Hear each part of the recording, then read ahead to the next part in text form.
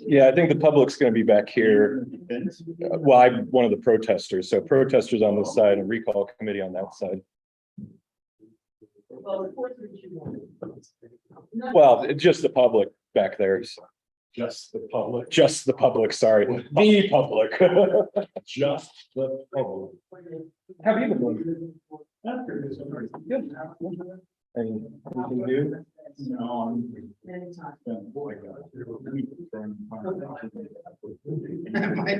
Oh, yeah. How'd that go? Okay. I found one.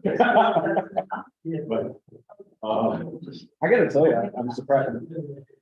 I'm a candidate in town, I'm just, nobody seems to really want to put out signs like they did for sheriff on either side. guy named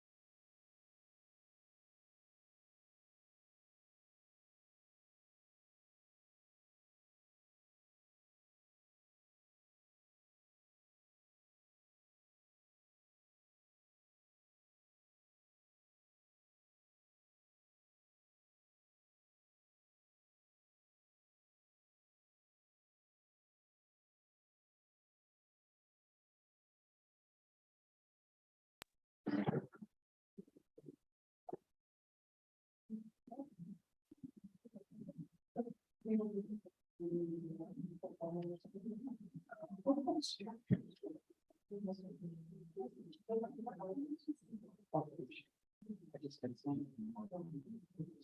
if you want. If you want. The protest that is here, you don't have to, but that's. You know.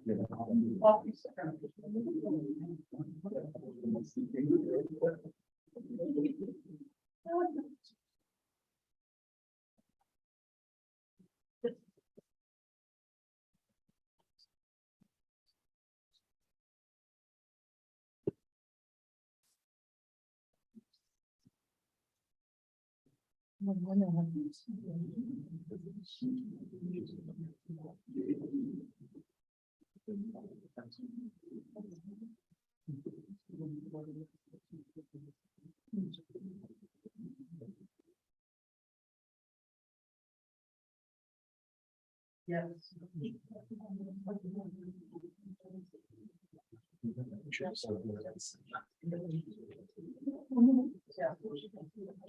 Yeah.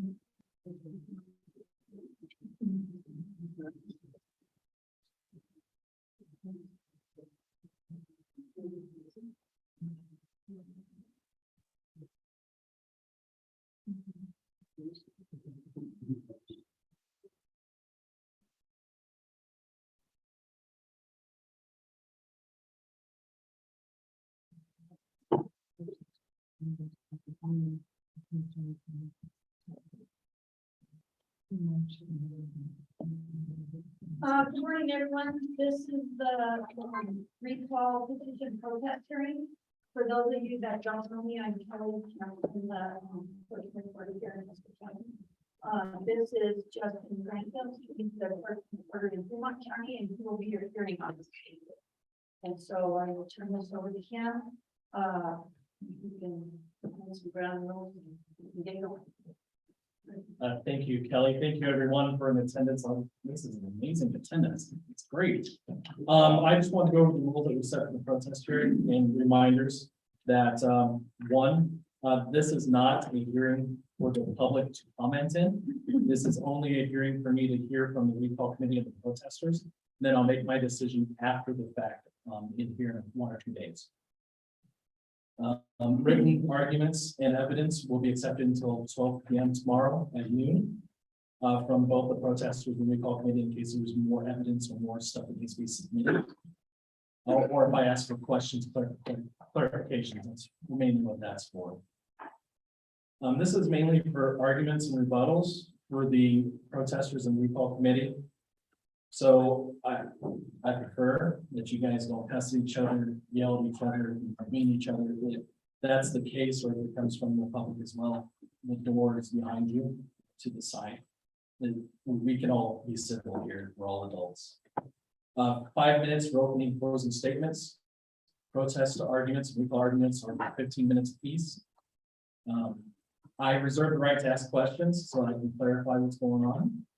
Or if I need more further clarification, I reserve the right to remove participants if they can't follow the rules. And recess can happen at any time if needed. You guys can address me as Clerk Grantham when you're doing your protests up here, if you prefer, or let the recorder. Clerk Grantham is usually the. I am not a judge. This is an official hearing, though. So that being said, I may not follow all the rules, and so I reserve the right to not know them. On that note, the first protester we have up would be Ellen. Or well, and for opening statements, I'll still start with Ellen. Right there. Okay. Mics, yeah, everything going live. Good morning, I'm Ellen Glover. I'm a resident of Custer County. And I am here to give what I saw on August 19. And First of all, I would like to say that Colorado law requires petition gatherers to give potential signers of petition the whole message of their petition. And if there is an objection, in which case there was, people need time to read that objection. So they need to know the full picture of what they are signing. Recently, the Washington Post and National Public Radio ran a poll and found that 70% of people across the nation, when signing petitions, did not know what they were signing. I feel strongly that that is the case here. And on August 19, I went to the Westcliff Post Office, and my path into and out of the building was blocked by Jim Ferraro, who was collecting signatures for the recall petition while standing at the post office door. Having been a federal employee, knowing what the rules and regulations are about petition gathering in federal buildings, I believe it is illegal to collect signatures on federal property, of which the post office is an example. He was leaning against the building wall there, blatantly aggressive in his approach. I saw and heard him approach several people. One man, I don't know his name, told him twice to leave him alone. It was difficult to get in or out of the post office without having to go around him. He was aggressive in his manner of shoving a clipboard at people. And a number of people just objected. I didn't take their names and so forth, but I observed it and I thought, what is going on? Because I wasn't aware of that. No one who was there at the time could avoid him. As I watched him, he besieged people with clipboard and harassed people to sign petition. One man told Ferrell twice to leave him alone. Additionally, he could be heard telling people that Tom Flower had previously been arrested for child abuse and other lies. It did not give people the chance to read Flower's rebuttal, which was a requirement. People did not know what they were signing. Okay, thank you. I do have one question before you guys have your opening statement.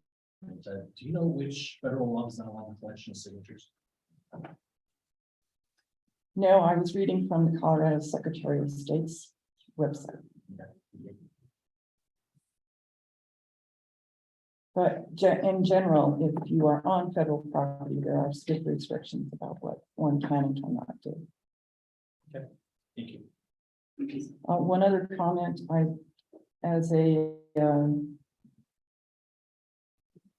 I called the Lowe's grocery store manager to see what their general policy was about petitioning on their property. They said it was not in there. It was against store rule to do any petitioning. And while I did not witness it, I have a number of friends report that they were approached as they came and went to the grocery store. Thank you. You guys would like some opening arguments or opening statements? Sorry. Where would you like us to speak from here? Yeah, see from there. Can everyone hear me? I guess. Yes. So my name is Ann Barker, here on behalf of the Committee to Recall Commissioner Tom Flower. While not an attorney, I have vast experience in management, human services, organizational skills, training, accounting, and marketing. I have a Bachelor of Science degree in Business Administration and Marketing and a Master's degree in Business Management for the Human Resource Industry. In November 2020, Tom Flower was reelected for a second full term as the Custer County Commissioner. The pathway that brings us to this recall petition protest hearing today began several years ago. Tom Flower was the subject of several events leading to Custer County citizens demanding a recall. On October 16, 2020, a formal complaint number 20-73 was filed with the Independent Ethics Commission of Colorado regarding the commitment of Tom Fowler. The complaint alleged ethical violations in his capacity as a county commissioner. In March 2022, the VOCC held Tom Fowler accountable for inappropriate conduct as a county employee. Tom Fowler was removed from committee responsibilities. Interaction with said employee was stopped and he was required to complete leadership classes. On April 6, 2022, Commissioner Kevin Day, Tom Fowler, and Bill Canada signed Custer County Resolution 22-17, recorded in Custer County Section number 245211. This resolution states a written code of conduct is both necessary and desirable to expressly spell out the duties, responsibilities, obligations, and standards for each individual commissioner. On May 16, 2022, the IEC issued a findings of fact and conclusions of law for complaint number 2073, finding Tom Fowler violated ethics codes and received a penalty for breach of the public trust for private gain and for the benefit to Mr. Fowler was obtained by such actions. At the December 7, 2022 VOCC meeting, Jackie Hobby, the planning and zoning director at that time, announced her resignation based on Tom Fowler's continual harassment and overriding her planning and zoning decisions. Jackie stated in her resignation that several others had quit before her due to Tom Fowler's behavior. These events ignited the recall process for Commissioner Tom Fowler. This decision, however, was not made lightly. A recall is a heavy responsibility for all involved, sacrificing time from the family and work, undergoing scrutiny and harassment from a select few in the community. However, holding our elected officials accountable and standing up for what is right, by not always an easy decision, was the right decision. Signers of the recall petition felt the ethical violations of Tom Fowler were egregious enough to bring his removal from office to a county vote. A recall petition does not remove an elected official from office. It simply puts the question of removal on the November 2022 ballot, allowing the citizens of Custer County an opportunity to exercise their constitutional rights in election. What is your function in the recall process? As a citizen of Custer County, the state of Colorado, and the United States of America, you are awarded the responsibility to respect, hold with dignity our inalienable right to free speech. Yes, the 28 people involved in the recall process of Tom Fowler are your friends, family, and neighbors. We all have a right to disagree with differing opinions. However, everyone has an obligation to be respectful when we don't see eye to eye. The recall process is a detailed and timeline-driven inclusion in the Colorado Revised Statutes Title I Elections Article 12, recall of vacancies in office. The recall is the only method allowable to citizens when removal of a duly elected county commissioner from office is pertinent to the best interests of the counties. It is imperative to our democracy that the voice of the people be heard. 25% of the votes for that elected position in the last election held constitute the required number of signatures to put the question recall to the county voters. In this case, 764 signatures were required. 865 signatures were submitted to the Custer County Clerk and Court.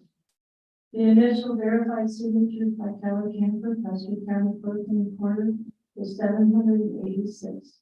At no time in this process have the verified signatures gone below 764. The certified recall only puts the question to the voters on the November 2022 election ballot. The protest letters you are about to hear are not focused on the petition circulators process or behavior. They are focused on presenting the perception that the recall petition was wrong from conception and creating a fictional narrative of the petition circulators' behavior is an orchestrated attempt to derail a process that is not agree with. To clarify, the recall petition with the statements of the recall committee 200 words allowed, and Commissioner Tom Flower, 300 words allowed, were prepared by the respective parties. Dan, 1 second. And approved for publication by Kelly Camper on June 24th, 2022. The recall committee challenged the focus of the statement on the Colorado State Ethics Committee findings and rulings. As related in the statement, the IEC findings were not the only issue contributing to the recall foundation. I just have one thing. The next step for the recall committee was to train the petition circulators. On July 6, 2022, a 2-hour training was conducted. Highlighted in this training was to maintain composure when encountering an angry person, a person trying to create a hostile environment, or even one that was attempting to convince petition circulator that their decision to carry the petition was wrong.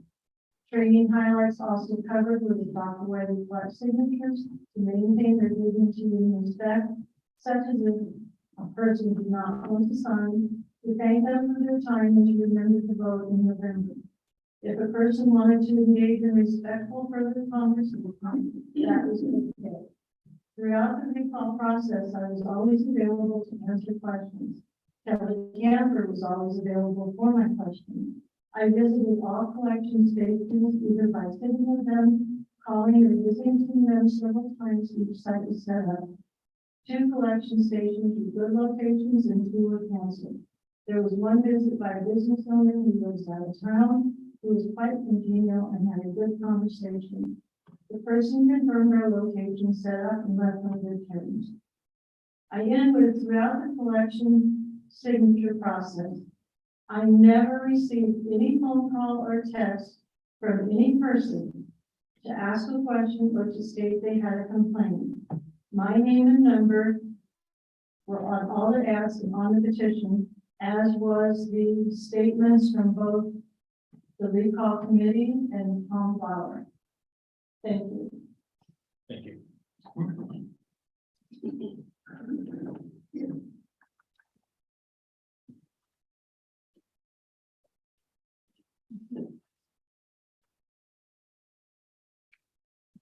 You ready, Ellen? Actually, I was gonna give the opening statement. Okay. I'm Jordan Hedberg, one of the protesters. Go ahead and give your opening statement. I'll apologize, Ellen. No, yeah, sorry about that.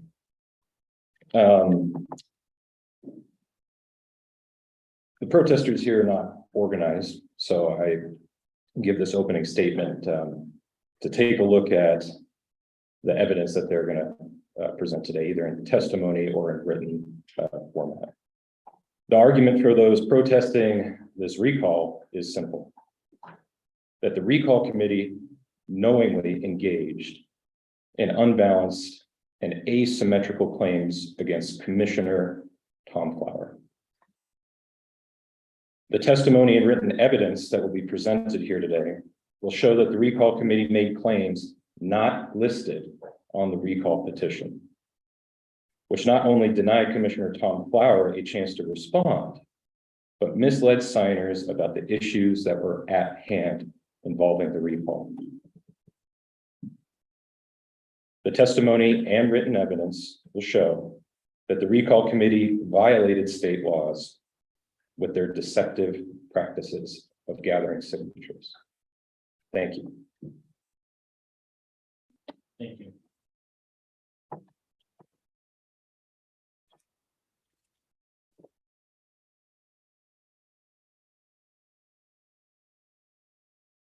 Ellen, do you have any more to add to your protest that you?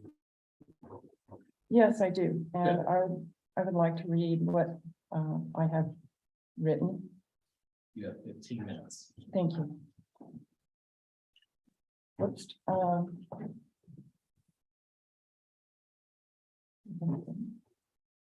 What started out as an attempt to force the Custer County Commissioner to resign over a procedural mistake made in 2020 during the height of the pandemic has county residents confronting a group of petition gatherers over their tactics that harassed and bullied people into signing a petition to remove County Commissioner Tom Flower. On Monday, today we're attending a hearing I'm so sorry. People having trouble hearing. Okay, sorry. Can everybody hear her now? No. All right, I'll start again. What started out as an attempt to force a Custer County Commissioner to resign over a procedural mistake made in 2020 during the height of the pandemic has county residents confronting a group of petition gatherers over their tactics that harassed and bullied people into signing a petition to remove County Commissioner Tom Flower. In August 2020, Flower and the two other commissioners, Jay Prince and Bill Kanda, voted to pay the employees of the Public Health Agency overtime during the pandemic. Flower's employee was an employee of the agency. The motion was made by Prince and seconded by Kanda. Tom Flower said that he should have abstained from that vote due to a potential conflict of interest. And quote, during discussion of the motion, I debated whether the Board of County Commissioners should have made the decision as to paying the overtime and not the Coronavirus Relief Fund Committee. I made a mistake and I was assessed a fine by the state of Colorado for that mistake. He apologized publicly and continued to serve as the county commissioner that is, as he says, not manipulated by a vocal minority of dissidents. Flower added that he believes the body of the work he has performed in the last 4.5 years speaks to his dedication and commitment in serving the public to the best of his ability. Quote, as a voting member of the Region 15 Opiate Consortium, county representative to the Upper Arkansas Water District, vice chairman of the Underfund Court Commission, voting member of the Transportation Planning Region, and other committees. He has represented our county on local, regional, and state levels. He also was involved in extension, affordable housing, weed management, broadband, recycling, short-term rentals, the county fair, and both towns have benefited by his work in Custer County to make a better place to live. And at this point, I would like to say that I have owned a home in this community for 30 years. I have never heard or seen anything written that was part of the lies given toward Tom Flower. And while we are not friends or close, I feel that he has represented us well, and I don't appreciate having people lie about others. And the vocal minority of dissidents Flower referred to include County Commissioner Bill Kanda, who signed the petition, which I find odd if you're trying to get rid of your own competition, Jean Ferrero, Peggy Collins, and Bathrop, who started the petition to get Flowers to step down. They initially objected to Flower voting for overtime pay for public health workers that included his wife. However, when they couldn't get the required number of people to sign the petition, they embellished their story about Flower and started rumors that Flower was a child abuser and was fired from his job at Custer County High School, where he taught vocational education. Petition gatherers told people that they needed to get rid of Flower for his alleged child abuse violations, which were all a lie. This is what I heard on August 19th at the post office. One of the largest objections to the petition, aside from its contents, was the manner in which the signature gatherers approached people and what they said.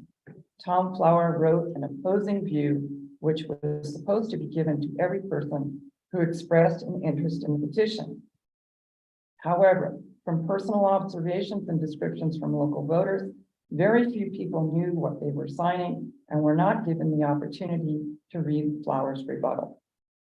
According to the National Conference of State Legislatures, there are prohibitions on unethical behaviors. States vary widely in the behavior they deem to be unethical by petition circulators. The prohibitions often include the following: offering payment to sign or not sign a petition, coercing to sign or not sign a petition, misrepresenting contents of the petition, or refusing to let signers read it, which is, I think, pertains to this example.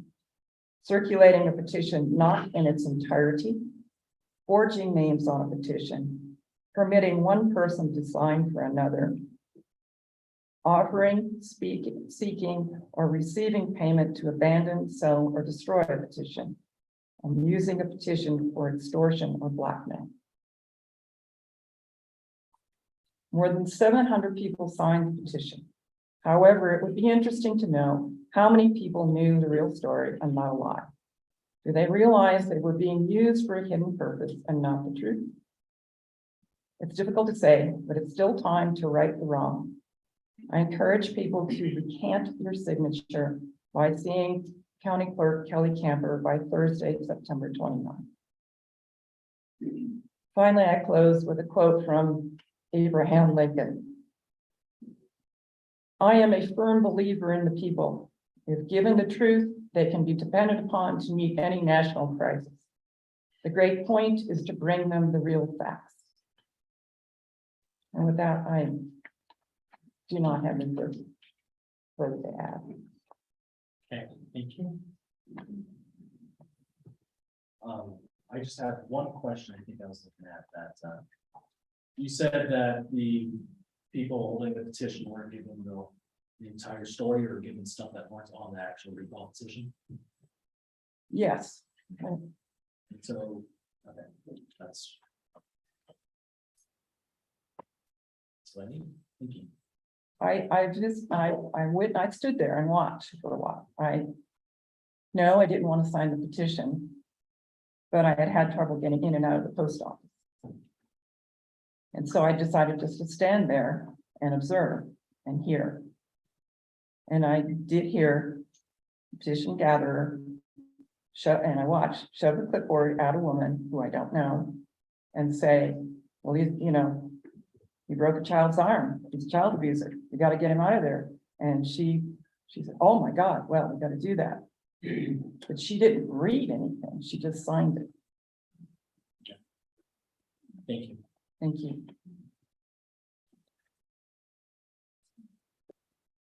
You guys ready for the rebuttal?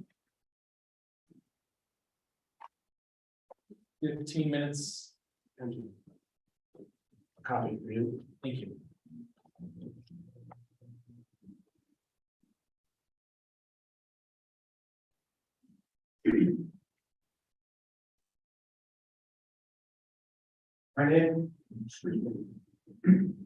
My name is Eugene Patrick Ferrero. Without hesitation or caution, I completely and unequivocally deny Ms. Helen Glover's allegations against me. I'm a former U.S. Marine Corps officer and combat flight instructor with over 2,500 hours of tactical jets or in tactical jets and other aircraft. I'm also a graduate of the U.S. Naval Justice School. I served as a prosecutor and defense counsel in capital matters up to but not including capital defense. After honorably completing my service, I became a licensed private investigator specializing in the investigation of employee theft, fraud, white-collar crime, harassment, and discrimination and workplace violence. Today, I hold a professional license in California and Illinois. Colorado no longer requires investigators in the private sector to be licensed. Resulting, over the course of 35 years, I have testified as either a fact or expert witness in over 300 matters. I am also the founder and former chief executive of the world's second largest ethics and compliance company and whistleblower hotline service provider. Before retiring, I and my organization provided its services in over 90 countries and numerous government agencies, both in federal and state levels. My clients, which I personally service, including the Department of Energy, Federal Law Enforcement Training Center in Glencoe, Georgia, and U.S. Treasury, NASA, and the state of Colorado, and the counties of Denver, Jefferson, and Arapahoe. I am a published author of more than 20 books, of which my last is entitled In Defense of the Innocent. An abbreviated version of my curriculum vitae is attached. Contrary to the claims of Ms. Glover, I have never collected or attempted to collect protest signatures at or near the West Cliff Post Office or its premises. To the best of my recollection, nor did I attempt to collect any protest signature on August 19, 2022. Other than stating the date of her alleged offenses, Ms. Glover has failed to either state the time of day I allegedly confronted her, nor did she identify any witnesses.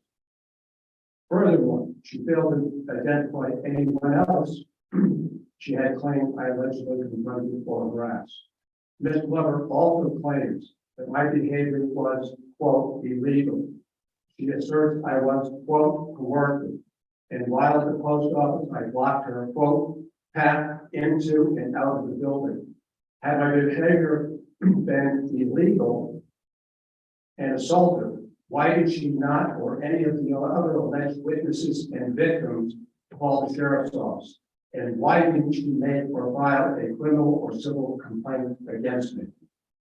Further diminishing the credibility of her allegations in the protest, she identified me as Dean Fernando, parentheses, spelling, question mark, close parentheses. This misidentification of me is patently intentional, for she is an employee of Jordan Hecker and his local newspaper, the West Mountain Tribune. It is incredulous that she did not know my name or attempt to accurately identify me before submitting her petition. While I'm a contributor to the West Cliff Sentinel, and a photo of me has appeared in the paper several times. Furthermore, having signed her protest on September 1st, she had ample opportunity to directly identify me and amend her petition.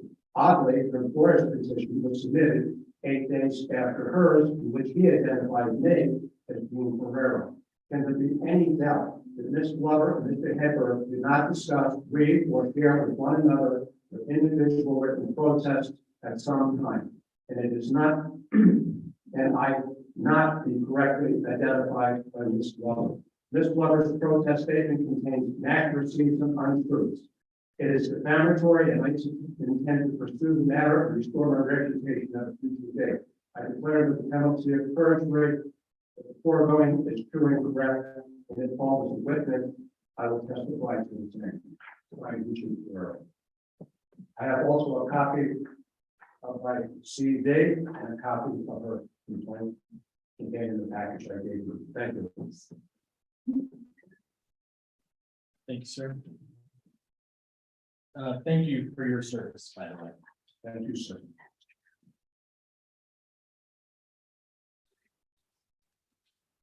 Everybody's going to speak less than 5 minutes. It's going to be a very short day.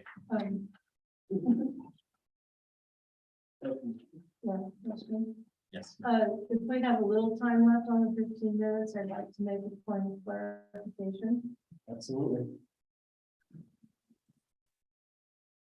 The timeline for the recall signature collecting, we had 60 days from the time it was submitted.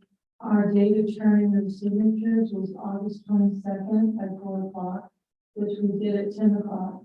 So on Friday, August 19th, we did not have any collection stations set up around the county.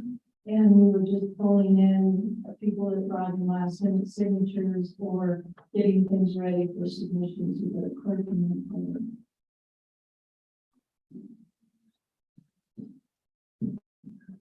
Thank you.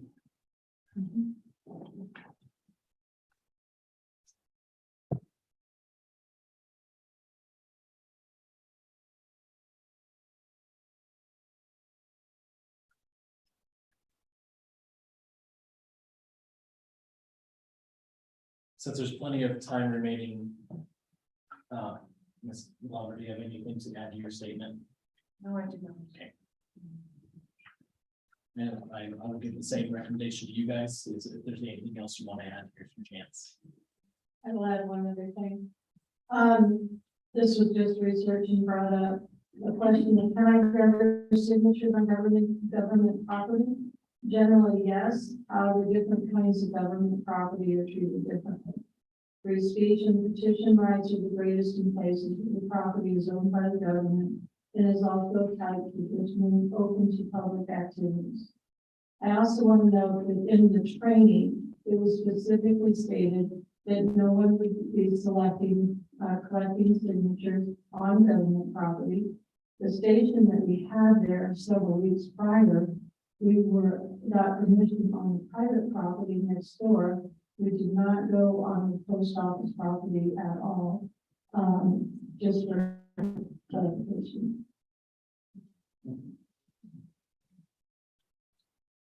Thank you. Okay, we're gonna move on with this protest hearing. Claudia Morris, if you're ready to go.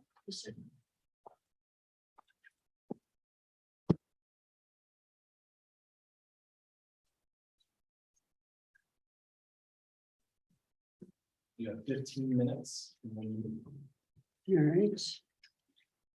Thank you, sir. My name is Claudia Morris. I'm a full-time resident of Custer County. I'm also a registered voter. Thank you, Clerk Grantham, for coming to hear our hearing.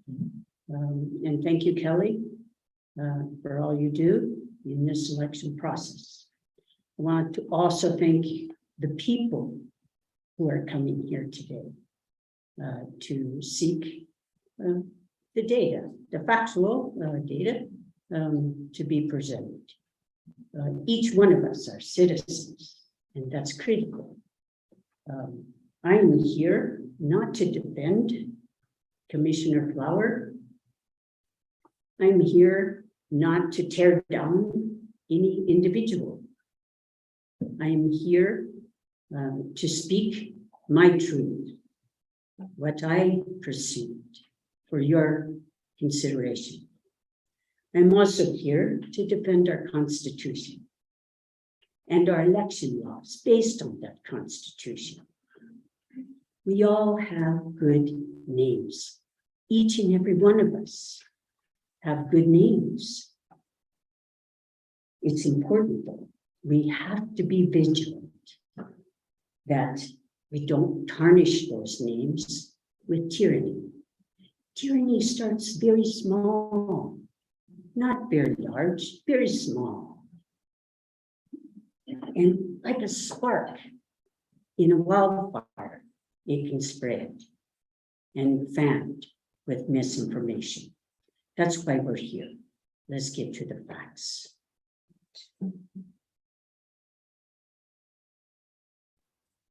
I know what tyranny can do from my own ancestors, from Dixie Democrats all the way back to first contact colonists. Tyranny can spread. We have to be kind to each other. We have to follow the Constitution that was created for us, that's amended by law, and the laws that are based on that. So my protest is based on the law and what I witnessed.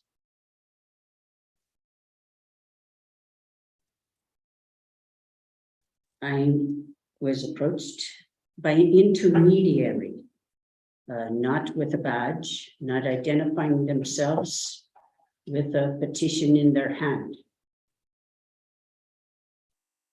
I am basing my concern, my protest, in that the person that approached me was an intermediary, not a person by law with a petition to give me the petition to read for myself.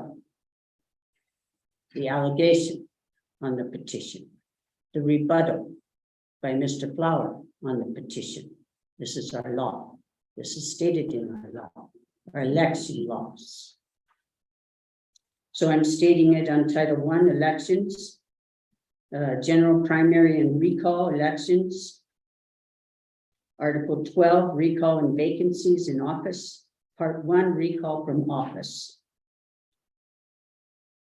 The protest that I have is based on Article 2 of that law, Article 12, also states or any conduct on the part of the petition circulators that substantially misleads persons signing the petition. I did not sign the petition. I was asked by an intermediary to sign the petition because Tom Flower was a pedophile. I felt in my heart and in my knowledge that this man was not convicted of this crime. It is a serious crime against a child. And he is due process in a court in our country. That's a constitutional right. He was also due process in my ability to read the allegations, which I was not familiar with. I do not engage in politics. I am a voter. I did not have an opportunity to read the petition, nor his rebuttal in his due process rights.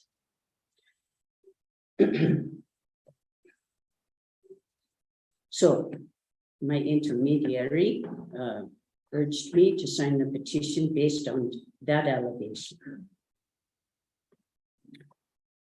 I was not presented with the petition to read, nor did I have the opportunity to read the header on the petition that warns me by law what my rights are and what I should be careful of by law in signing the petition. I did not have the opportunity to read that, so I was denied my rights under the election law. For anyone to sign this petition with any name other than one's own, or to knowingly sign one's name more than once for the same measure, or to knowingly sign the petition when not a registered elector. Do not sign this petition unless you are an eligible elector. To be an eligible elector, you must be registered to vote and eligible to vote in the political subdivision in elections. Do not sign this petition unless you have read or have read to you the proposed recall measure in its entirety and understand its meaning. I requested a county clerk, Kelly Camper, to determine if my signature is placed on the petition without my knowledge or without my consent. I've asked for a review of this authorization. I have not received that review. I assume that's in process. I request that if it has not been done or will not be done, that this be elevated to the Secretary of State. By law, I must give my authority and to anyone that signs the petition on my behalf. And so I request that and appreciate that. So the intermediary, which again is hearsay, when I asked her who is collecting these signatures, she turned to the corner of the room, which was in a bar, very noisy, and identified Peggy Collins. I looked to that corner of the room, and I too identified Peggy Collins with some associates. Peggy Collins did not approach me directly with an identification badge according to election law, nor was I presented the petition. Now, those are the facts. Here's my receipt, which I provided on that date, August 12th, around 5 o'clock. I love going there. I love their primary. It's a great place, and I don't want businesses harmed with conflict. And that was my concern as well. Now, I have good names. Morris, Cook, Weaver, DeForest, Green, Major General Green in the U.S. Continental Army, who kicked Cornwallis out of the South. I am a daughter of fine and outstanding names, and I will not tarnish their names. To the best of my ability, I am here to defend us, all of us. You see, all of us. I'm not here to tear anyone down. I'm here to remind us that tyranny can be a spark. That's all. I can do it. Anyone can do it. And we have to be very vigilant in how we conduct ourselves. And this is all based on our conduct. Let's keep our good names. Let's do the right thing for our local county, our state, and our country. Thank you, sir. I appreciate your time and I appreciate your coming. Thank you.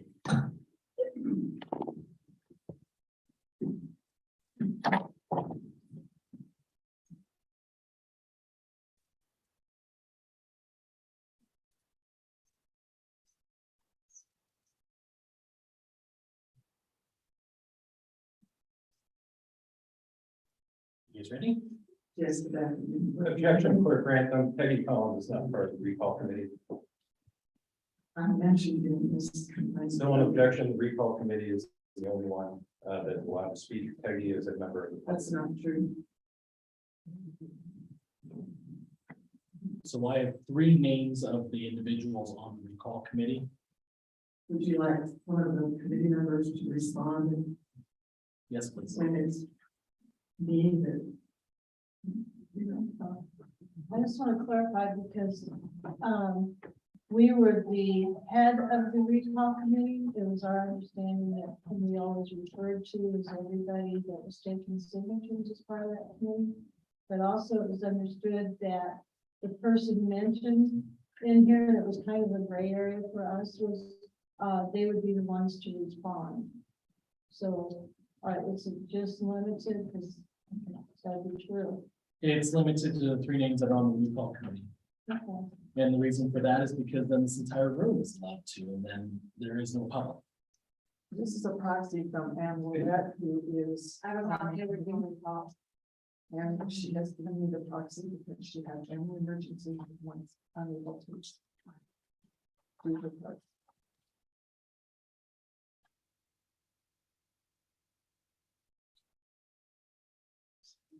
You know, in this instance, I'll allow, especially for family emergencies. And then send first. Understood.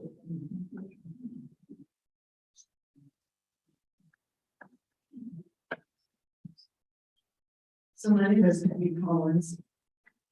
By way of introduction, I have lived in this county and voted in this county for 12 years. I originally came from California, where I maintained a license to practice law, and I still practice law in the state of California. I do not know Audrey Morris. As I sit here today, I don't believe I have ever seen her before. Her statement that present in the bar was Peggy Collins and her associates. I don't know what she means by associates, but anyone who knows me knows that my husband and I go to bootleggers every Friday and meet with our friends for lunch. So, yes, I was at bootleggers. It was a Friday. She insinuates, but she doesn't state that I asked her to sign the petition. And as a matter of fact, the testimony is that I did not ask her to sign the petition. So I don't really know how to respond to the rest of her allegations, because it wasn't me, it was someone else who remains unidentified. And so it's hearsay. I don't know how else to respond. And I would never have said that some flowers are found. Never, ever said that.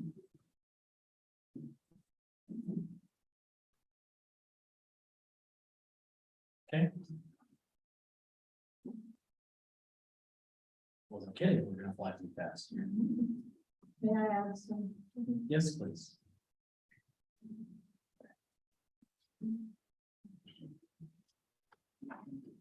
Pleasure.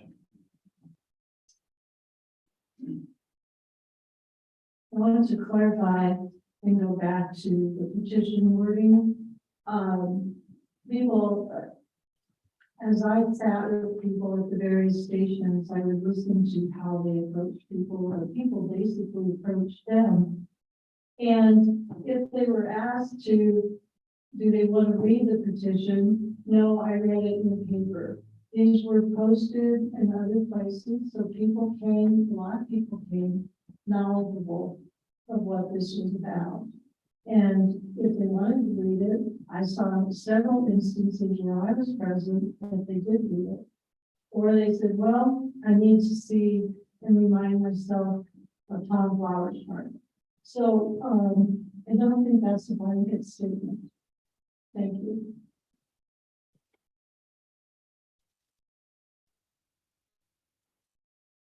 Ms. Morris, do you have anything to add? No, sir, I appreciate the time. Thank you.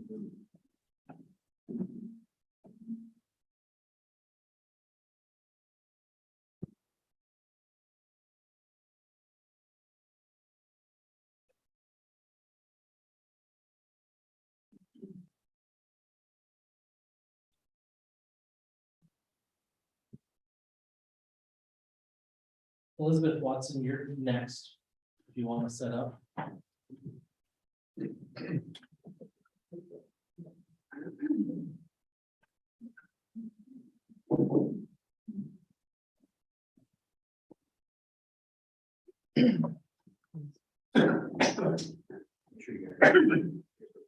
Yeah, scoot it much closer.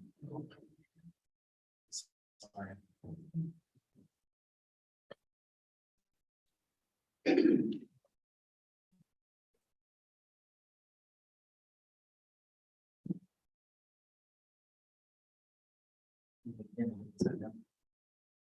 My name is Elizabeth Watson, and I've been a resident in Custer County for almost 30 years. My name is Elizabeth Watson, and I've been a resident of Custer County for almost 30 years. Thank you for being here. Robert, please. Just scoot the microphone closer. So I'll read the letter that I sent to Kelly. Dated September 6th. During the last few months, I have been approached twice about signing the petition to recall Tom Flower by petition circulators who lied about the issues and tried to confuse and coerce me into signing the petition. The first time this happened, I was getting in my car in front of my office, and a red sports car pulled up off the road with a young woman who I did not know, jumped out of the passenger seat with a clipboard and came over to me and said, I was told that you wanted to sign a petition to recall Tom Flower, and started to hand me the sheet with other signatures on it and did not show me any other information. At that point, I told her she had been given this information and that I did not sign any political petition, and she shook her head and sped away. The second time I was called upon by another person, petition circulator,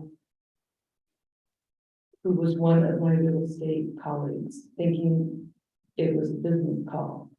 When I answered, she asked me if I would sign the petition to recall Tom Flower, and I said I would not, nor would I sign any political petition. She then became more aggressive with me and said that she could not believe that I would not sign the petition, stating that if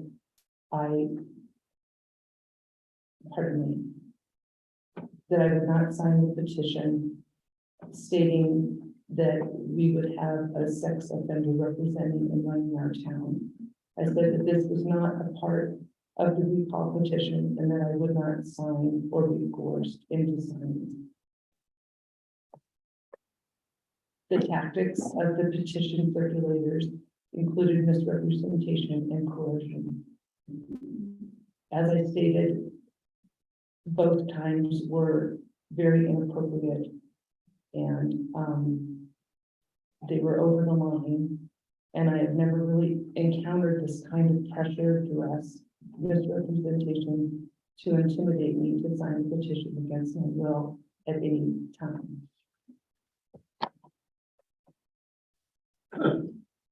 Right, thank you.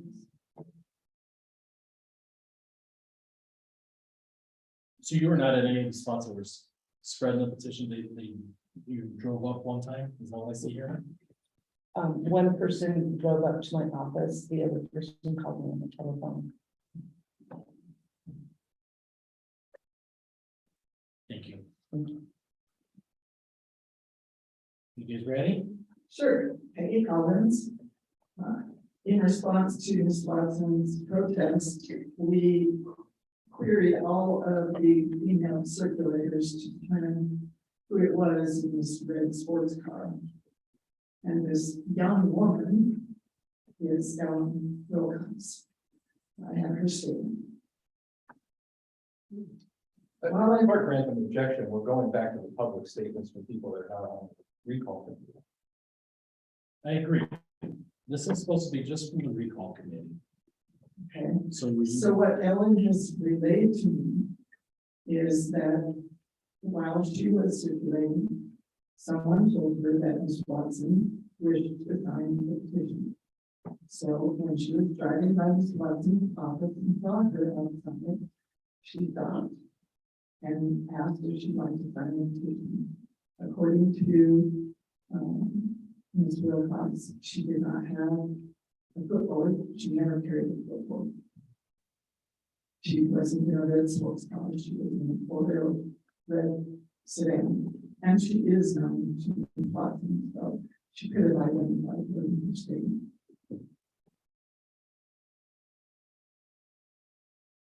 Even if what Ms. Watson says is true, she did nothing wrong. Ms. Wilcox has a First Amendment right to ask people to sign a recall petition. She didn't give her any misleading information.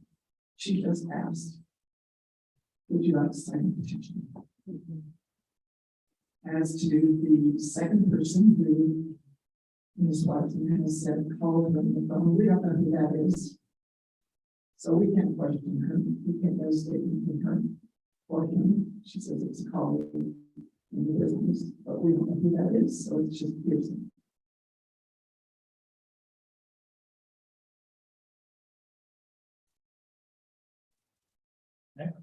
anything else? No.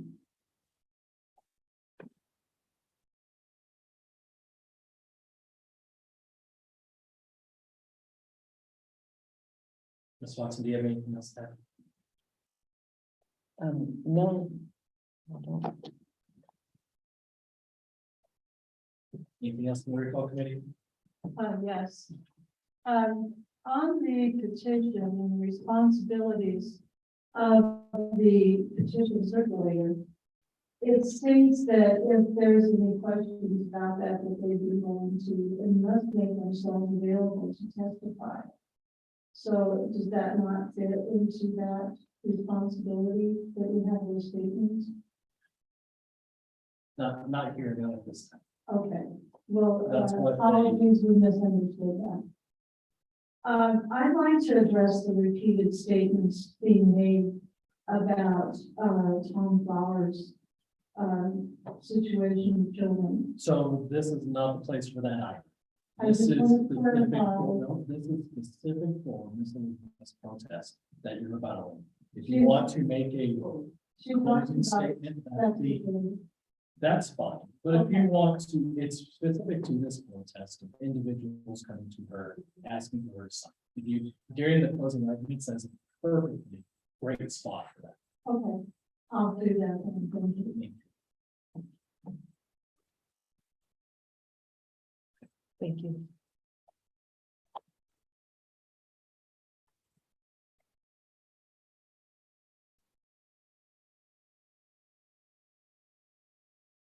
We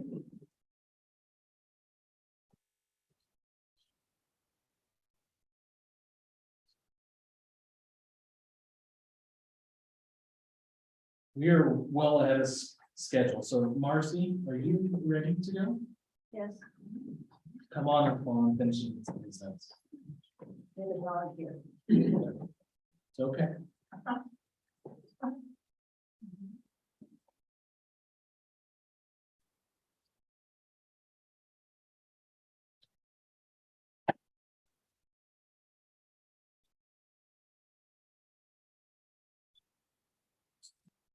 Can you hear me?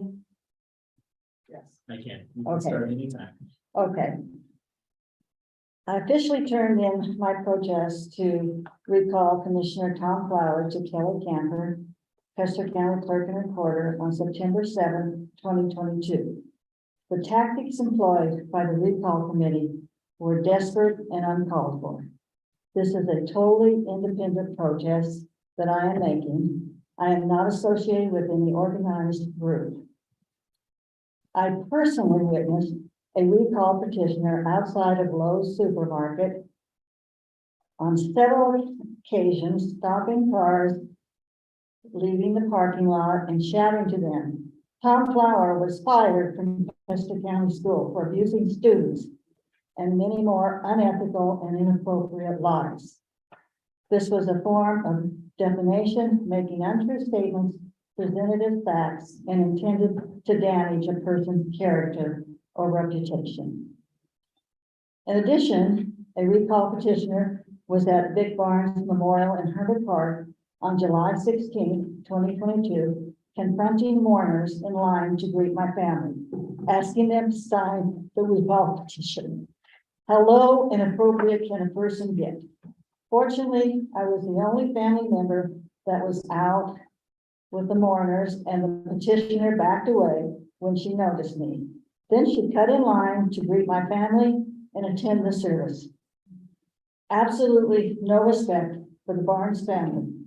This was an unethical and inappropriate venue to solicit signatures. I hope it is not too late to right a wrong. Commissioner Tom Flower should stay in office for his remaining 2 years. If he chooses to run an additional term, let all the voters in Custer County decide the outcome. Thank you.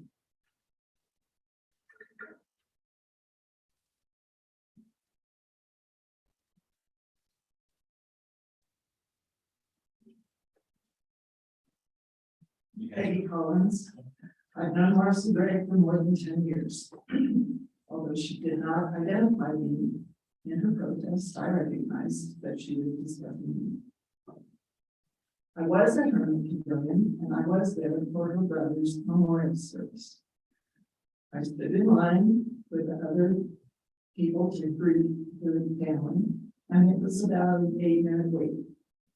I happened to be standing next to Lynette Berry and his wife Sandra, who have also been on for more than 2 years.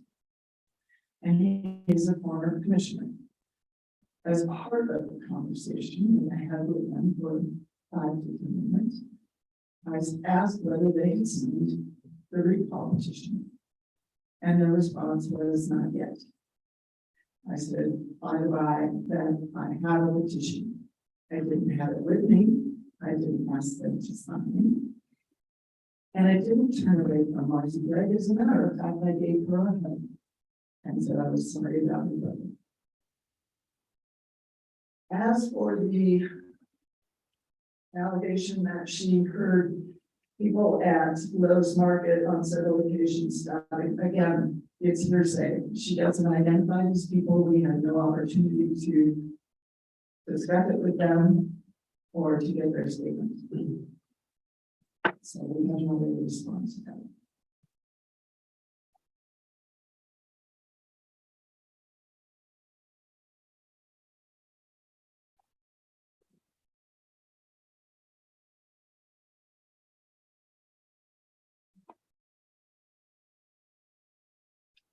Do you have anything to add?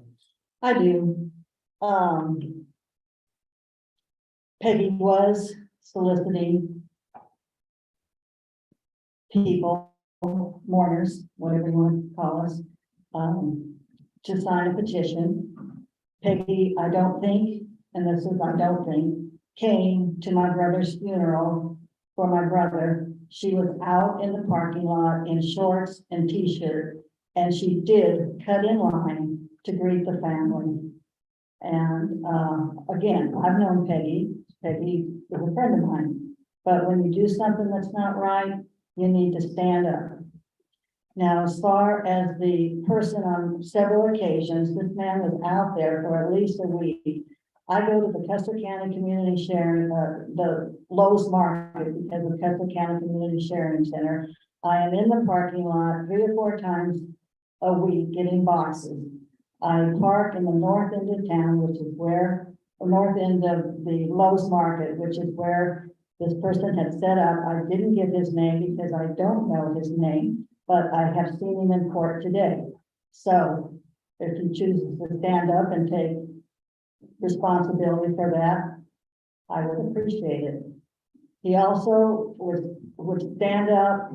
He was standing up. He was waving his hand with his petition up here, shouting, and I mean shouting. And then the cars that are trying to leave the parking lot could not leave because he was stopping the cars. And it was just totally uncalled for. And I saw this over 3 times, because again, I'm picking up boxes. And I park right pretty close to him, so.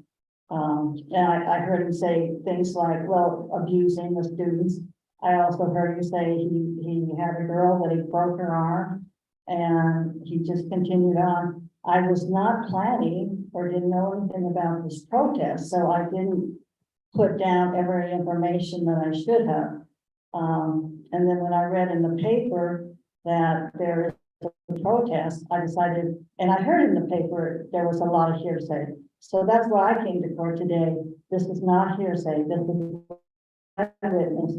It's true, and it's just not good. You guys have anything else to add? I do. Hold up. Go ahead. I was in shorts and a t-shirt, and the t-shirt happened to say Wet Mountain Valley Salt Club because I was working at the Stampede Rodeo. I took a break and got someone to cover things so that I could go to the Big Barns Memorial Service, and I am shocked that Ms. Gregg would say that I did not go there for a good purpose. And I only asked one person if they'd sign the recall petition. I'll let you guys handle that outside of this hearing. I'm sorry for your loss. Thank you.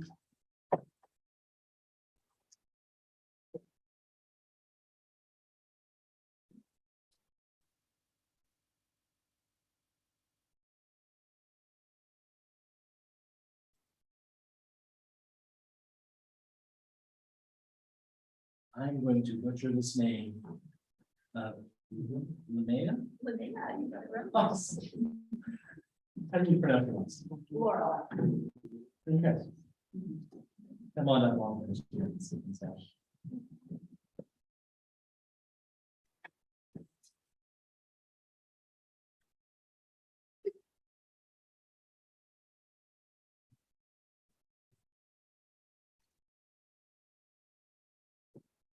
Ready for you whenever you are. All right, can everybody hear me?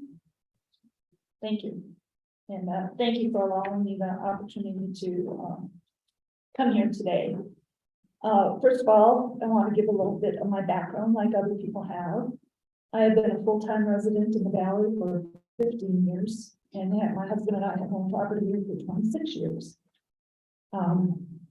Even though I might be considered a newcomer, my husband's family has lived here for several generations. His father was actually a cowboy in the Wet Mountains.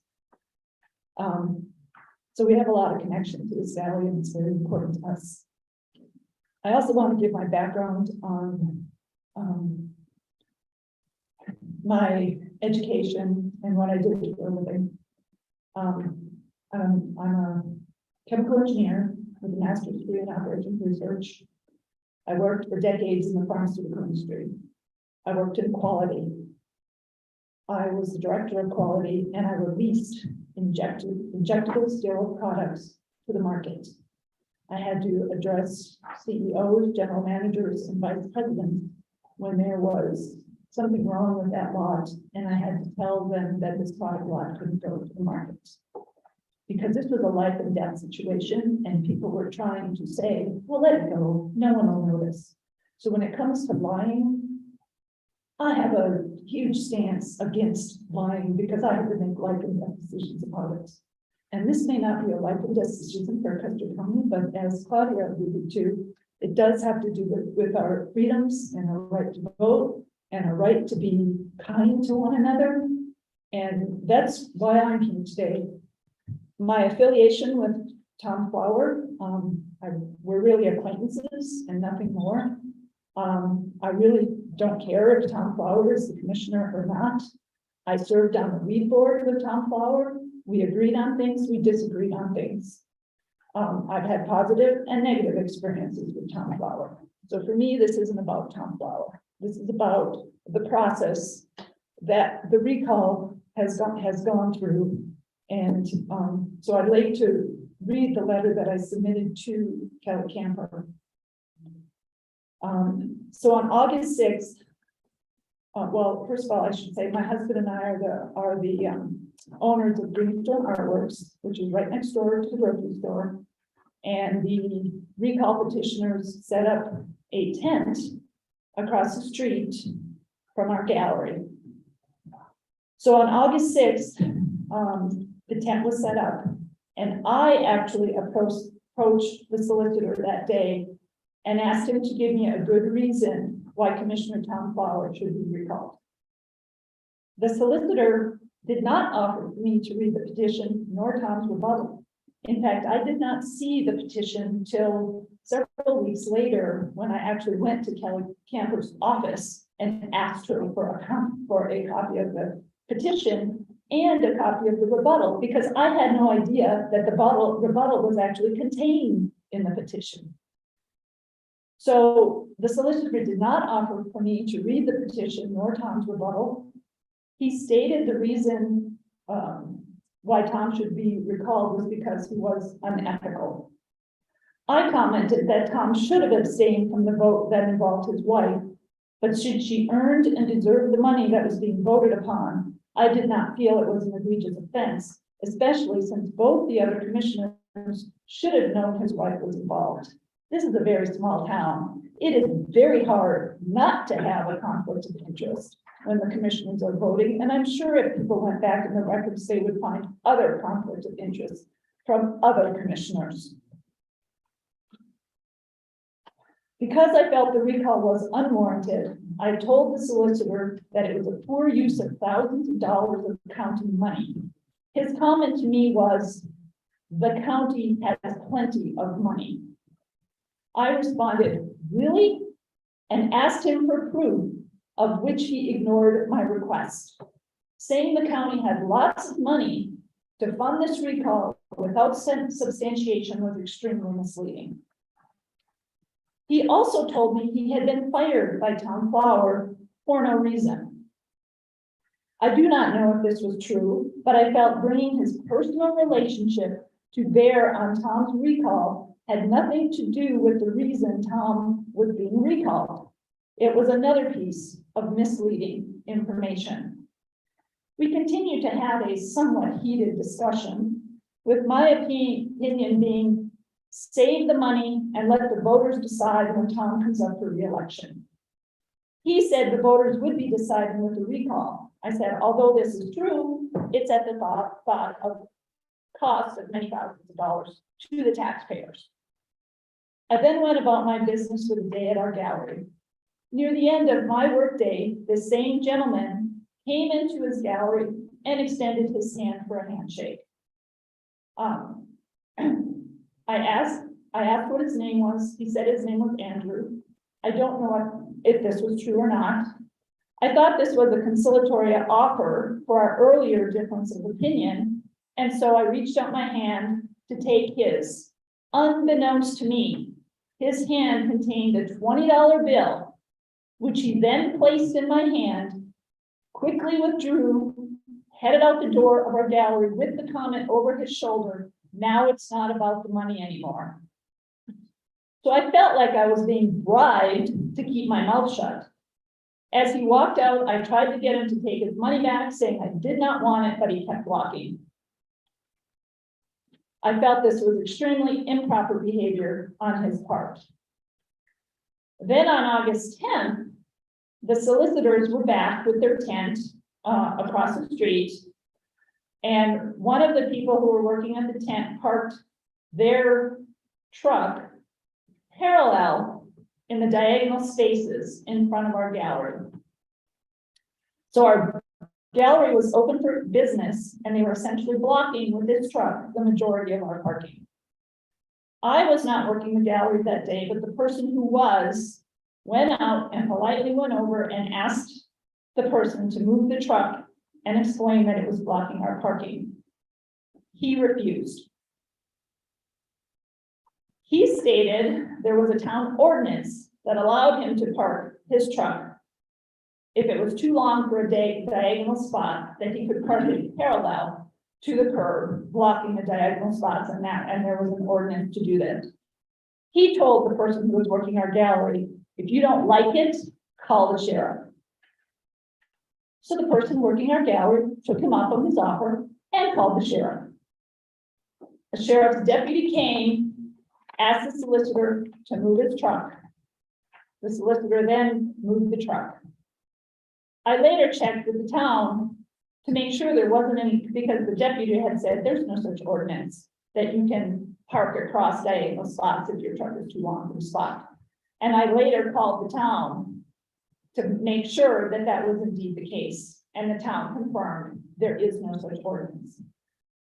So the person was politely asked, and then he went ahead and lied about parking his truck there. So then the next time I personally worked our gallery, the solicitors had moved to in front of the grocery store.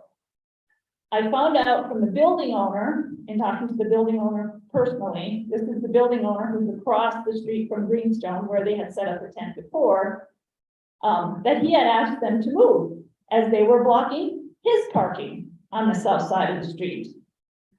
The solicitors had never paid the courtesy to the building owner to ask his permission to set up in front of his building.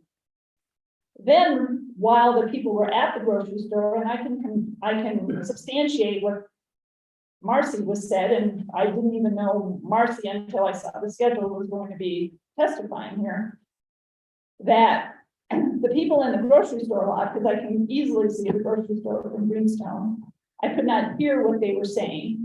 But I saw the solicitors stopping cars, knocking on windows. I actually had several gallery visitors come in that day who had been stopped in the grocery store parking lot. And because we were asked not to use that language today, I will not tell you what those people said to me about being stopped in the grocery store parking lot. Then the day I submitted my protest, like I said, that was the first day that I had actually seen the petition. So in that petition, there was a statement that town had created a hostile environment for some employees.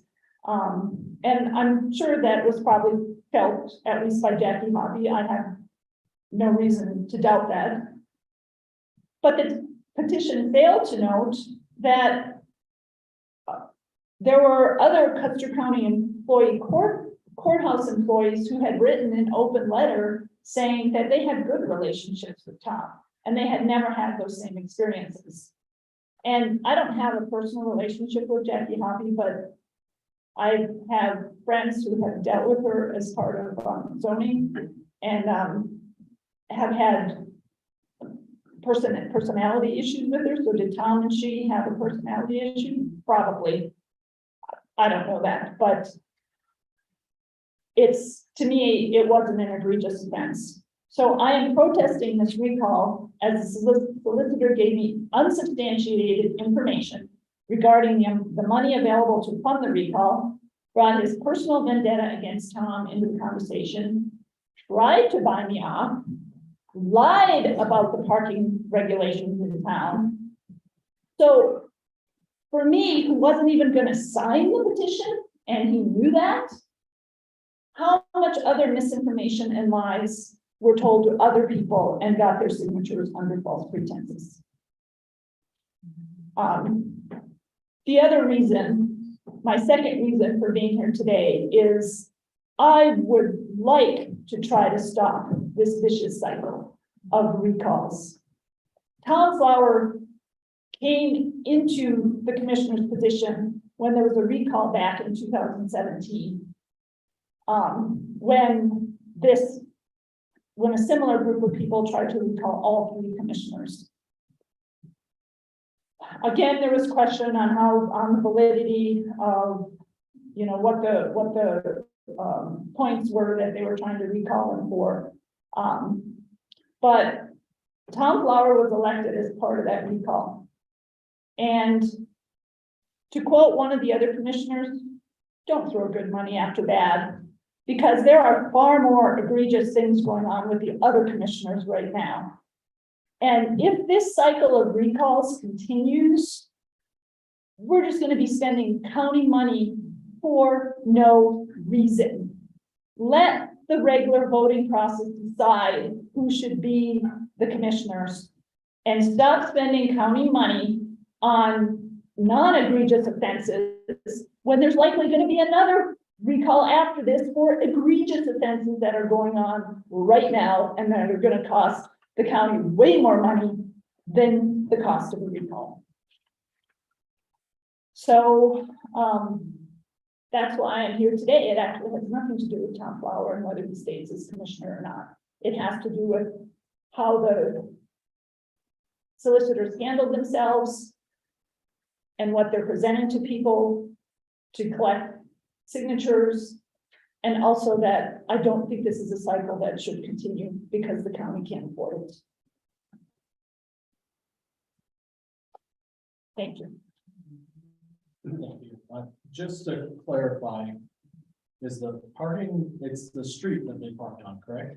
It's the street that they parked on. They did set up their street outside the curb in handicap spots, and actually partially actually in front of the red zone, which they're actually not supposed to set the tent up in front of the red zone. So there wasn't anything illegal other than they should have moved out of the red zone as far as where they set their tent up. It was just their courtesy of considering the business owners and how setting up this tent in front of the businesses would affect the businesses. And I actually felt that when they parked their truck to block our parking on the other side of the street, and the tent was on the north side of the street, and the tent was blocking the south side of the street, that was actually in retribution to me for having gone over and talked to them and given them my disagreement that I didn't support the recall. Thank you. You guys ready over there? Not quite. We would like to ask if we can have a short recess. 2 minutes.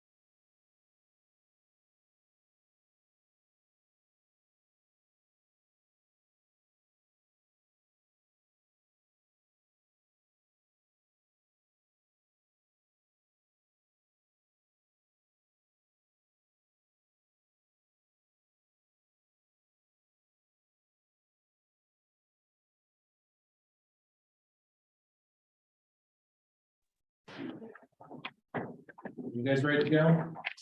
Yes, we are. First of all, there's a lot of misstatements. And I'm sorry, I don't know how to pronounce your name. Lorelei. So I want to point out a couple of things. First of all, the recall process is part of the state constitution, Colorado revised statutes. It is a legal process. It is a right of any citizen to bring that process to bear if it's so necessary. It is the way for people to hold accountable the elected officials. So that process is something that we can't change at this point in time. Bearing weight on the cost of the county is, I don't think an adequate argument in this, due to the fact that anything the county does cost money. We tried our best to get this recall on the general election, so the cost of the county was minimized. The delays because of time factors and timelines may create it to be in a January special election, and that is out of our control. I also want to note that there are a lot of personal interpretations on the part of this protest, and since the person involved with that cannot read his statement, I would like to state that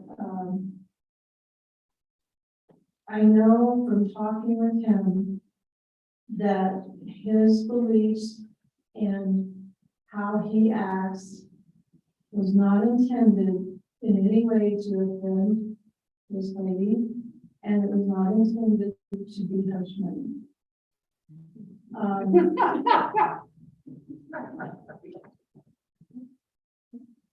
There is.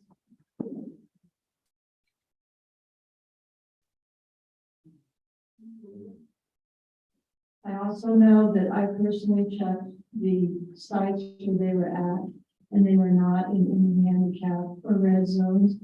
And also the gentleman in question, being the next firefighter and enforcing these things, would be very aware of that. Thank you.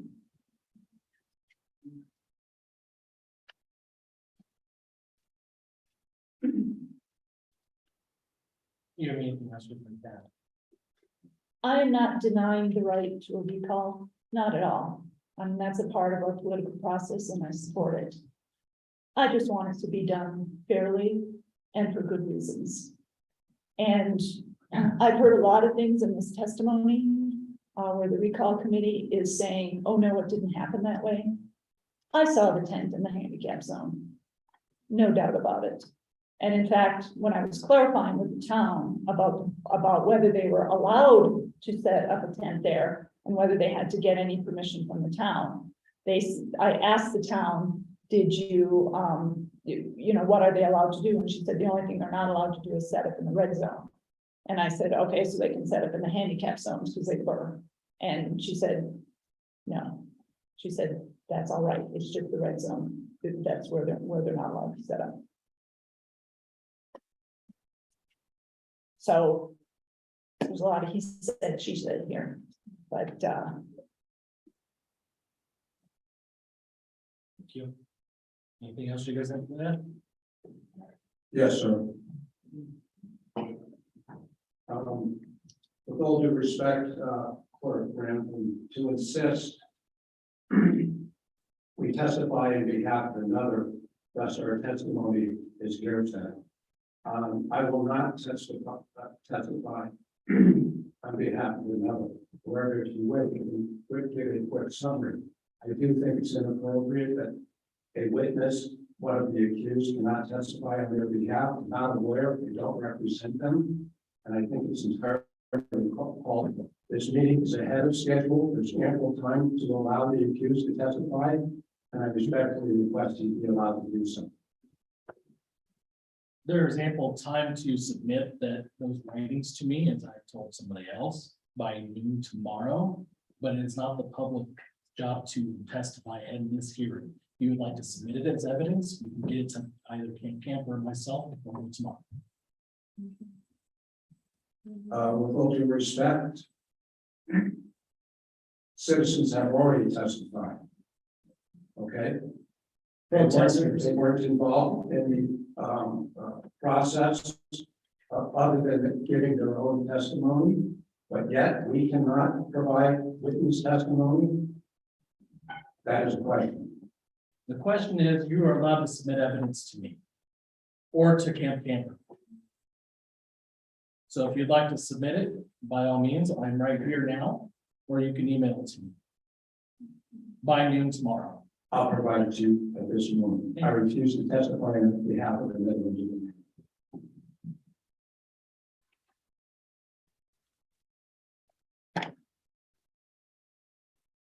Thank you.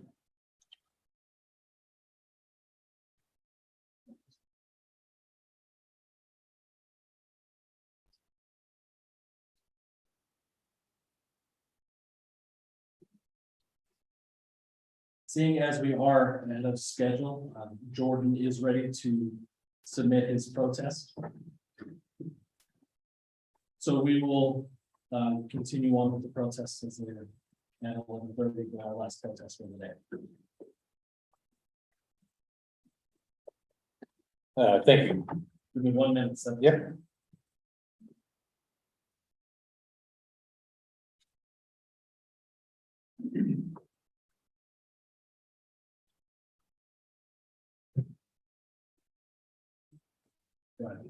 All right, I appreciate it. And I already submitted this evidence in my official letter. We didn't do lunch, so I was going to bring extra copies. So what I'm reading from here has already been submitted to Clerk Kelly Camper as part of my protest letter.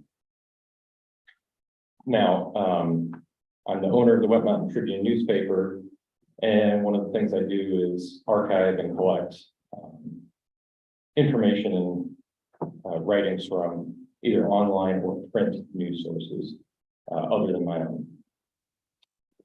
And what I'm going to present here is that 2 out of the now 4, I guess, recall committee members, since Kelly was deemed, or sorry, Peggy was deemed a proxy in annual instead.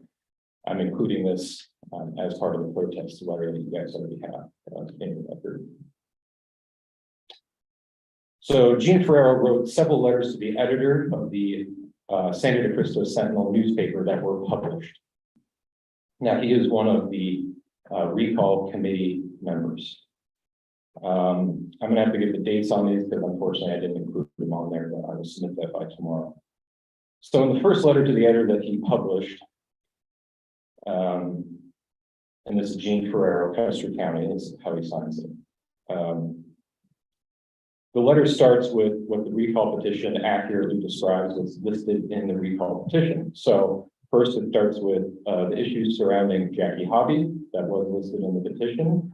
So that's very acceptable.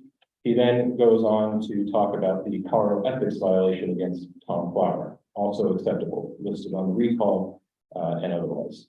Here's where he goes offline. Quote, this isn't Flower's first rodeo with bullying and harassment. He had multiple instances of abusing children when he was a teacher here years ago. So the track record is there and it is clear. A career bully who loves to prey on the weak, unquote.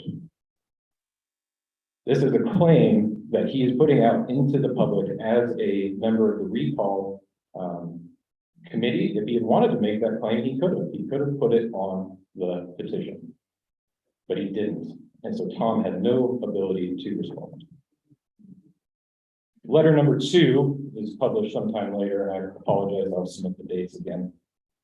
Again, he makes similar claims about Jackie Hobby that are listed on the petition. He makes claims about the ethics violation that did happen. But again, he goes off of the petition to the public. Starting with his position of ag and shop teacher at our high school and future Farmers of America director, a number of his former students and their parents with related stories of students being abused by Flower, including one recent post by a parent on Facebook. So again, more testimony that he's reaching out to the public of things that are not on the petition, and that Tom had no chance to respond to it. Now, the last one is, and I guess I'll defer to you, Clerk Grantham. It is part of my protest letter. I wasn't going to include it, but since Peggy Tom has been included as a proxy on the recall committee, I wanted to read it onto the record. So on July 11th, Peggy Collins, who was actively collecting signatures at the time, posted this, quote, Tom Flower broke my son's nose when he worked at the school in Westcliff in 1994. He broke another child's collarbone. He has been abusing children for years. This was more than one incident, including Tom Flower's. One of my son's classmates had his elbow dislocated by Tom. His family did sue the school, however, and they settled out of court, unquote. And Peggy Collins attributes this to a Deborah Hummingbird. Now, the next day, she asks on Facebook how many signatures the other recall people have already collected. She states a number, 134 or something. I will present that to you now that she's a member of the recall committee. And people in the comments section start going, how do I sign up? So this is active, printed writings of people going off of the petition. And that is what misled people into signing them. And that is why I filed my protest. If they wanted to include that in the petition on June 17th, so only about a month earlier, they could have added these accusations. And that would have given Tom a chance to rebuttal.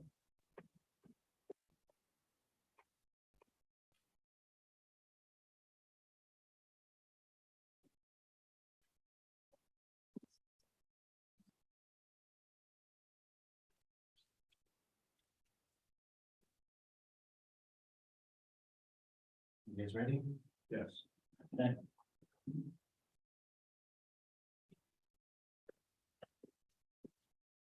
I submit a copy of my response.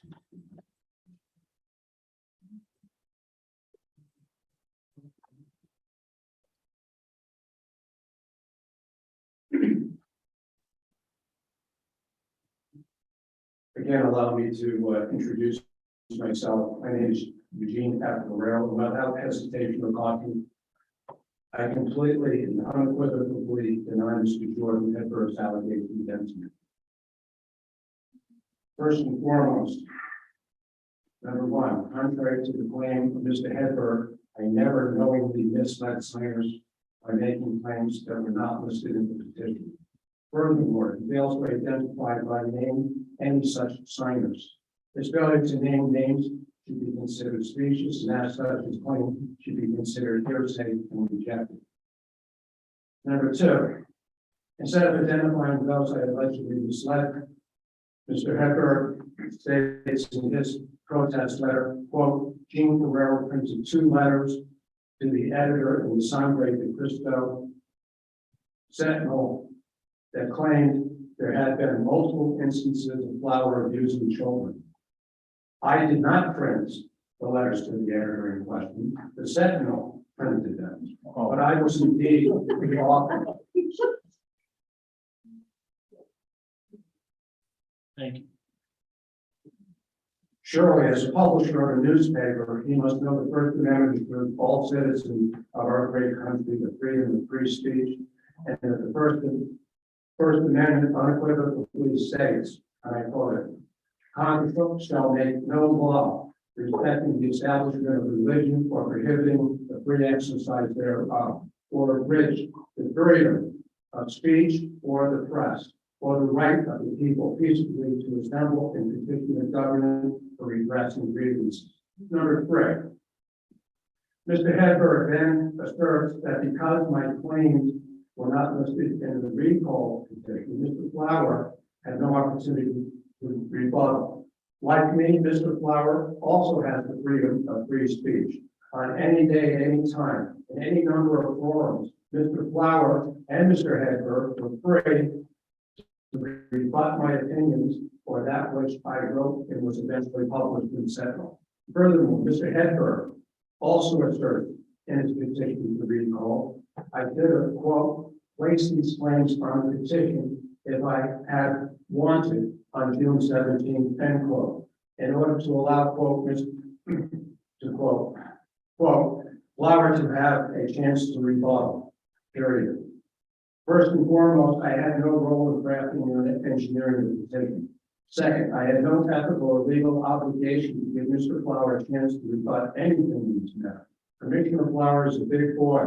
More than I, he knows the ropes. One only needs to sit in a single commissioner meeting or view it on Zoom to quickly realize Mr. Flower is more than capable to care for himself and dominate others. What's more, I am not the avid arbiter of fairness and justice. I am a citizen, just as Mr. Hedberg. However, while I occasionally write for the newspaper, he owns one. Mr. Hedberg's protest recall may have another motive. You see, Mr. Hedberg and I are business competitors. We both raise cattle and sell grass-fed beef to the public. With the power of the pen and newspaper, he has the competitive advantage if he uses those tools effectively and covertly. Though I lack evidence of such, this competitive advantage must be considered. I declare under the penalty of perjury that the following is true and correct, and it calls as a witness on testifying scene. Thank you. Thank you. Do you have anything else to add? Well, it looks like Peggy's going to comment. Sorry.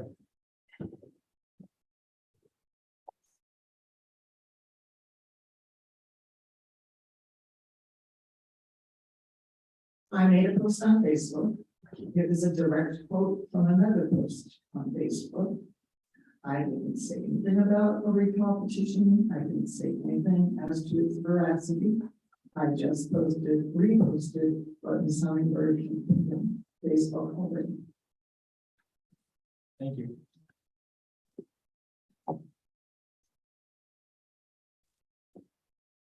I'll hold my comments to the closing statement. Thank you.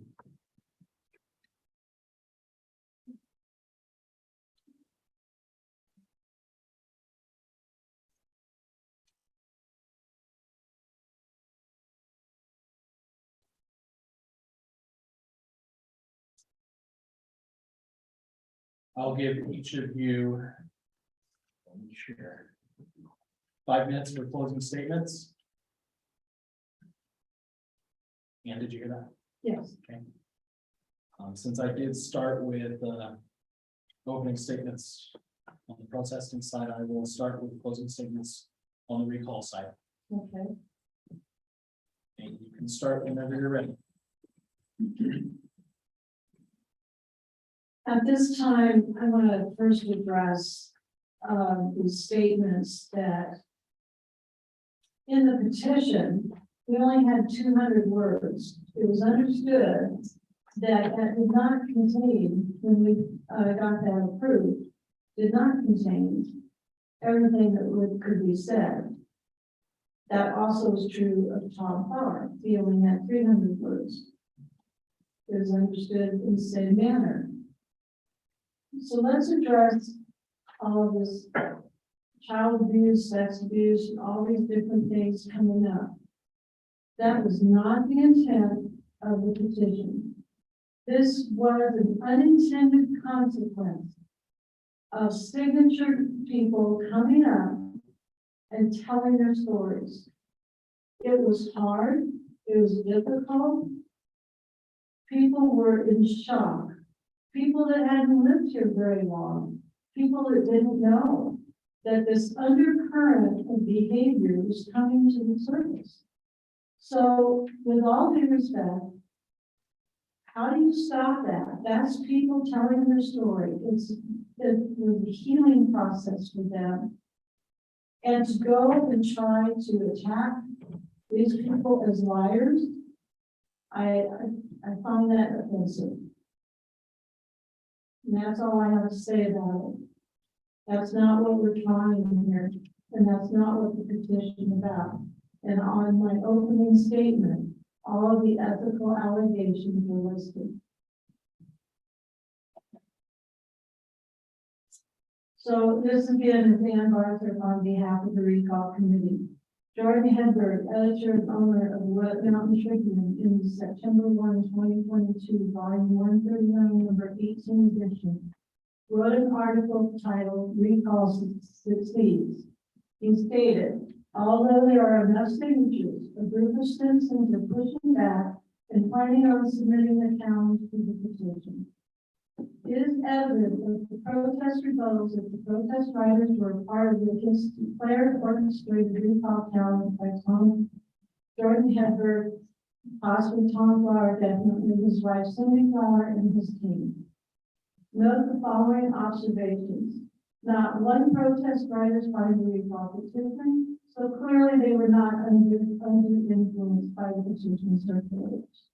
Not one protest writer provided evidence that anyone else was substantially misled into signing the petition. Not one protest writer proved their perceived allegations of wrongdoing on the part of the recall circulator by a preponderance of evidence. That the recall committee substantially misled persons signing the petition, which is one of the only two bases for filing the recall protest. Time is of the essence to approve a certificate of sufficiency for the recall petition to recall Commissioner Tom Flower. The recall committee had a two-step signature verification process verifying signatures and information against the Custer County voter registration list. The first person conducted the first review and then marked questions for their review. The second person reviewed the signatures and verified whether the notes were correct or not, making notations. And this is in the process of declaring the recall petition sufficient. When the petition signer's report was received dated 9/8/2022 from Kelly Camper, several names had the notation remain not found. The verification team again conducted a two-step review and found multiple names that had been found on the voter registration list. Requests were made to clear these names and review the recall petition under the guidance of Kelly Camper, but due to circumstances beyond her control, this review did not occur. Due to the continual orchestrated effort of Jordan Hedberg to recruit people to withdraw their signatures for being told they were lied to and misled, a lie and is misleading in itself. The recall committee is making the request to expeditiously clear the name not found names and move forward with declaring the recall petition sufficient. I will not read all of it, but I am referring to Colorado, CRS 1-12-108-18. As far as the timelines, and for the public's knowledge, the timelines are convoluted, intense, and does a lot of, as Clerk Grantham knows. Is that my timeline? Another minute? No. Why not? I wasn't allowed, I had to add in the closing statement about the study. I'm fine with it. The protesters are fine with that. Thank you, I appreciate that. The request for the recall question to be on the November 8th, 2022 general election ballot. Time is also the essence to set an election date. There are regulations in CRS 1-12-111 that would allow for it to still be on the general election ballot. So what do the values of freedom and following the rule of law mean to you? What do the actions of an orchestrated group attempting to follow a constitutional and lawful process to achieve their goals mean to you? The recall committee respectfully requests on behalf of the original 869 petition signers and 770 verified signatures wanting their voice to be heard, to place the recall question on the ballot. Thank you for your time in serving the needs of the Custer County citizens. Clerk Grantham. Thank you. I will also give you an extra minute since I didn't know. Appreciate it. Start whenever you're ready. So I didn't quite know how I was gonna say all this because I didn't know the testimony beforehand. And didn't know some of the people that had filed the protest. I think what we heard today is when we talk about justice, about living in a liberal democracy, is that we rely on balance. And we're in an interesting place to talk about the scales of justice. We are in a courtroom with a seal in the Colorado justice above the head there, and in the United States is a scale, and it's Lady Liberty blindfolded holding a scale up, which means that justice has to be symmetrical.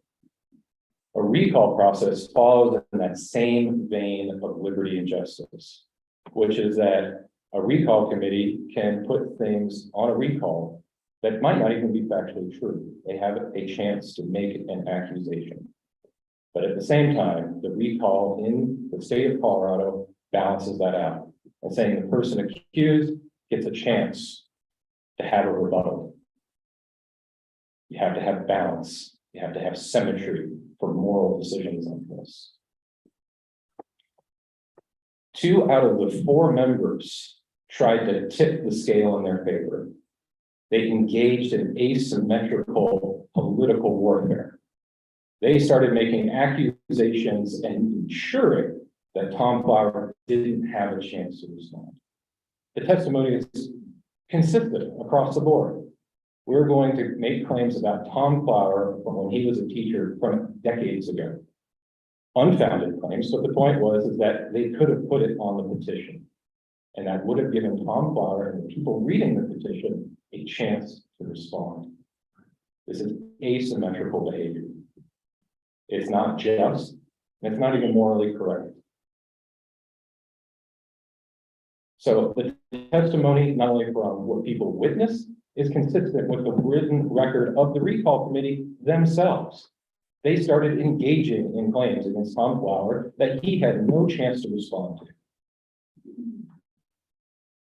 Written, spoken, seen testimony was presented today.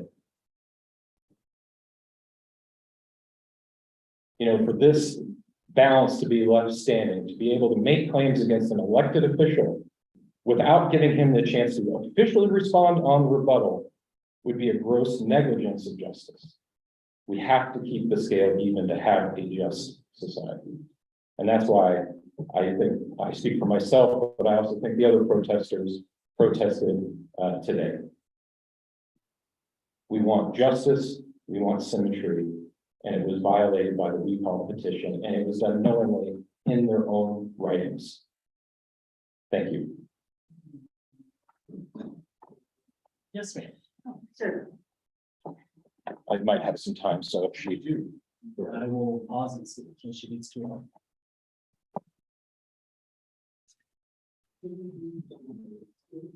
Because there are multiple protesters, they're all their time is combined into one. So please be patient and be respectful. Thank you. Go ahead. Thank you, sir. I want to make sure that my good name stays good and stay for the record to you and to those in the public here. I did not coordinate with any of the previous witnesses today on either side. Nor did I coordinate with any newspaper editor. I did write a letter to the editor for the community stating why I was objecting and protesting the recall. That is my right to, as a citizen, with free speech. We all have rights under the Constitution, that there is no dispute of this. And I certainly would not dispute this of anyone in this room. We all have rights. That's why we're here, to make sure that those who are presented with our very right to recall, our very right to protest our government, are presented the truth in a statement, and that the person who is being accused has due process to present their own statement on that petition. This is why I'm protesting. I have no personal connection to Mr. Flower, other than he represents me as my commissioner, one of three. I have no personal connection to any of the other people who have a conflict with Mr. Flower. I don't care. All I care about is the Constitution, my rights as a citizen, my rights as a voter. And that's why I'm here today. And I appreciate that being placed into the record. There is no devious plan. No, we all want to be represented and represented well. We want our taxpayer money to be spent well. We want our children to be raised in a healthy and safe environment. There's no difference. We're all on the same page. We just have to get there. So thank you. Thank you, everyone who participated today. Like I have said before, if there's more evidence to submit or questions that I have, it's going to be submitted. They can be submitted before noon tomorrow. I will come up with my decision in the following days after that, so that I have all the evidence in front of me. Thank you for being courteous and polite. I appreciate that. And we are done today. Thank you. Thank you.